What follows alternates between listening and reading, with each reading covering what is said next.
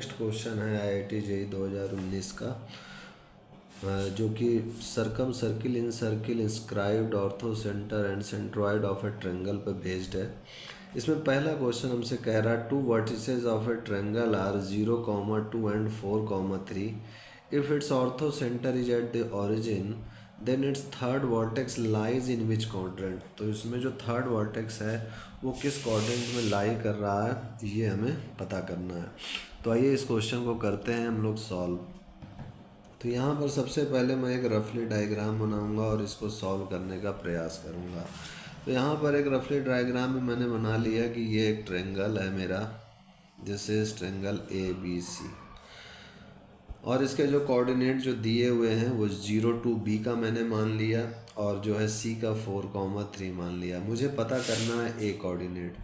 तो इस A coordinate को मैंने मान लिया कि ये A, B है और कह रहा है कि जो ऑर्थो सेंटर है वो ओरिजिन पे लाई कर रहा है। ऑर्थो सेंटर मतलब क्या कि वर्टिसेस A से जो परपेंडिकुलर जाएगा, वर्टिसेस B से जो परपेंडिकुलर जाएगा और वर्टिसेस C से जो परपेंडिकुलर जाएगा, इन सब का इंटरसेक्शन पॉइंट जो कहलाता है वो ऑर्थो सेंटर कहलाता है। और ये जो ऑर्थो सेंटर है ये ओरिजिन पर है, डेट इज़ 0, 0। मुझे पता करना है A, B। तो मैं इसको मान लेता हूँ ये D है कोऑर्डिनेट, ये E है और ये F है।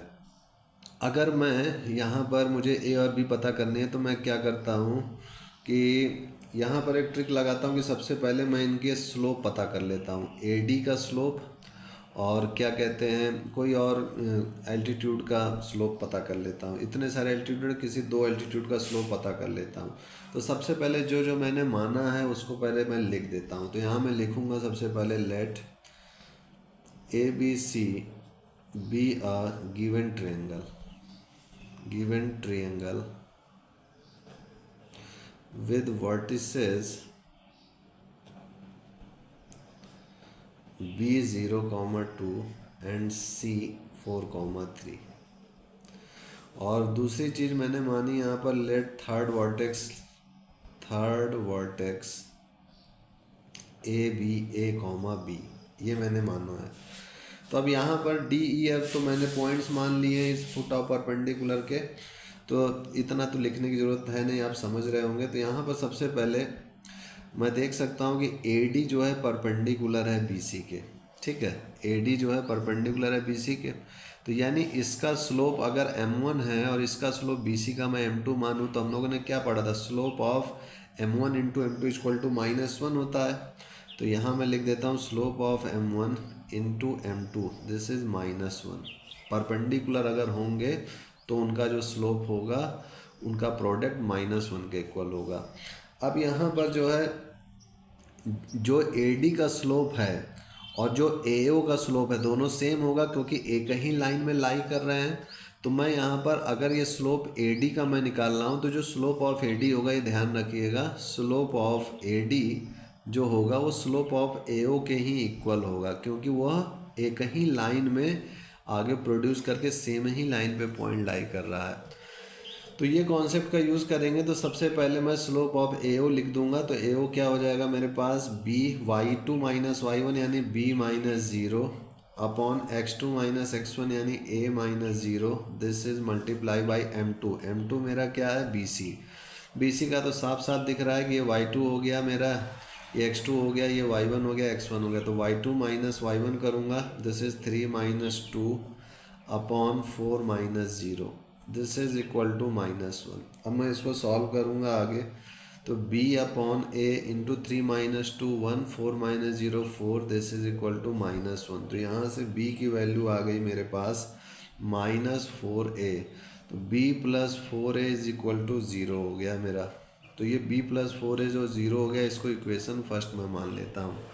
अब उसके बाद देखिए आगे बढ़ते हैं हम लोग और नेक्स्ट परपेंडिकुलर का कॉन्सेप्ट लगाते हैं यहाँ पर। तो यहाँ पर देखिए एक तो मेरा ये CF है जो कि परपेंडिकुलर है AB के, तो यहाँ पर भी यही कॉन्सेप्ट लगा लेता हूँ मैं। तो फिर से मैं लिखूँगा CF परपेंडिकुलर टू AB। तो जब CF परपेंडिकुलर टू AB है तो यहाँ पर मैंने स्लोप यहाँ पर भी ऐसे लिख देता हूँ कि slope of CF multiply of slope of AB is equal to -1, ये होगा। तो स्लोप ऑफ सी एफ क्या होगा, जो स्लोप ऑफ सी ओ होगा वही तो स्लोप ऑफ सी एफ होगा, क्योंकि ये जो ओ पॉइंट है वो इसी स्ट्रेट लाइन में लाई कर रहा है। तो फिर से मेरा ये हो जाएगा, डेट इज़ यहाँ पर सी का कोऑर्डिनेट है मेरे पास 4 3 और ओ का कोऑर्डिनेट है 0 0, तो ये हो जाएगा 3 - 0 upon 4 - 0 into M A B, यानी स्लोप ऑफ ए बी। तो यहाँ पर y2 - y1 यानी b - 2 अपॉन x2 - x1 यानी a - 0, तो ये हो जाएगा मेरे पास a - 0। ये हो गया, दिस इज इक्वल टू -1। अब मैं इसको फिर से आगे सॉल्व करूँगा, तो ये हो जाएगा 3/4 into b - 2 upon a, this is equal to -1। तो ये हो जाएगा 3b - 6, this is equal to -4a। ये चीज़ इधर आएगा तो हो जाएगा 4a + 3b is equal to 6। तो ये मेरा इक्वेशन 2 हो जाएगा। अब मैं इक्वेशन फर्स्ट और 2 को सॉल्व करूँगा और a और b का मान पता करूँगा। तो यहाँ लिखूँगा solving first and second, we get. तो फर्स्ट और सेकंड को सॉल्व करूँगा तो मैं क्या करता हूँ यहाँ पर कि यहाँ पर देखिए 4a है, यहाँ पर भी 4a है, तो इन दोनों को मैं क्या करता हूँ, सब्ट्रैक्ट कर देता हूँ। तो b + 4a - 4a - 3b, this is equal to 0 - 6। First और सेकंड को सब्ट्रैक्ट कर दिया तो 4a कट जाएगा और ये b - 3b ये हो जाएगा -2b, दिस इज -6। तो b का मान आ गया 3। अब b का मान 3 आ गया तो इसको मैं पुट कर दूंगा, put the value of b in equation first. पहले इक्वेशन में रख दिया, तो पहला इक्वेशन मेरा क्या है, b + 4a = 0। तो b + 4a = 0, तो b का मान यहाँ 3 रख दिया, तो 3 + 4a = 0। Finally a = -3/4।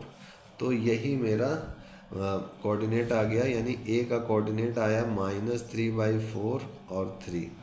तो यहाँ पर x कोऑर्डिनेट नेगेटिव है और y कोऑर्डिनेट मेरा क्या है, पॉजिटिव है। तो निगेटिव है y कोऑर्डिनेट और ये पॉजिटिव है, तो किस कोऑर्डिनेट में जाएगा, ये मेरा सेकंड कोऑर्डिनेट में जाएगा। तो यहाँ पर होगा सेकंड क्वाड्रेंट, इसका आंसर हो जाएगा। तो यही इसमें पूछ रहा था, देखिए क्वेश्चन में आपसे कि यहाँ पर क्वेश्चन में यही पूछ रहा था कि then its third vertex lie in which quadrant. तो थर्ड वर्टिस किस क्वाड्रेंट में लाई करेगा, तो सी ऑप्शन करेक्ट होगा, सेकंड क्वाड्रेंट में लाई करेगा। तो इस टाइप से मेरा ये क्वेश्चन भी सॉल्व हो चुका है। आज के लिए इतना ही मित्रों। नेक्स्ट क्वेश्चन अभी काफ़ी क्वेश्चन है। नेक्स्ट क्वेश्चन हम लोग नेक्स्ट वीडियो में देखेंगे। आज के लिए इतना ही, तब तक के लिए जय गुरुदेव, जय श्री राम।